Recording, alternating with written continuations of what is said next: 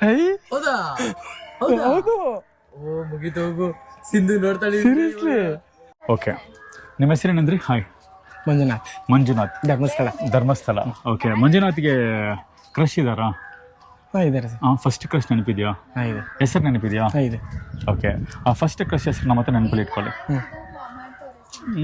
ಎಷ್ಟು ವರ್ಷ ಆಯ್ತು ನೋಡಿ ನೀವು ಅವ್ರನ್ನ? ತುಂಬ ವರ್ಷ ಆಗಿದೆಯಾ? ಸರ್ ಸೆವೆಂತಲ್ಲಿ. 7th ಸ್ಟ್ಯಾಂಡರ್ಡ್ ಓದುವಾಗ ನೋಡಿದ್ದು. Okay fine. ತುಂಬ ಹಳೆಯ ಕ್ರಶ್ ಇರಬೇಕಂದ್ರೆ 7 years ಕ್ರಶ್ ಅಲ್ವಾ?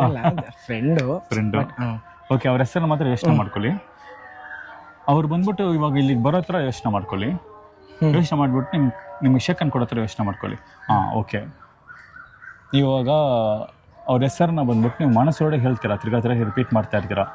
ರಿಪೀಟ್ ಮಾಡ್ತಾ ಇದ್ರೆ ಓಕೆ, ನನ್ನ ನೋಡಿ. ಓಕೆ, ಫುಲ್ ಹೆಸರು ಮಾತ್ರ ಯೋಚನೆ ಮಾಡಿ.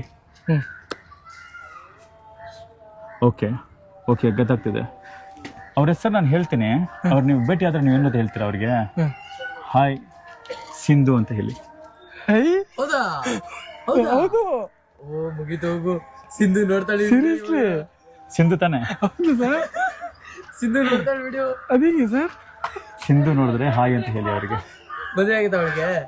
ಮದುವೆಯಾಗಿ 3 ಮಕ್ಳೈತೆ.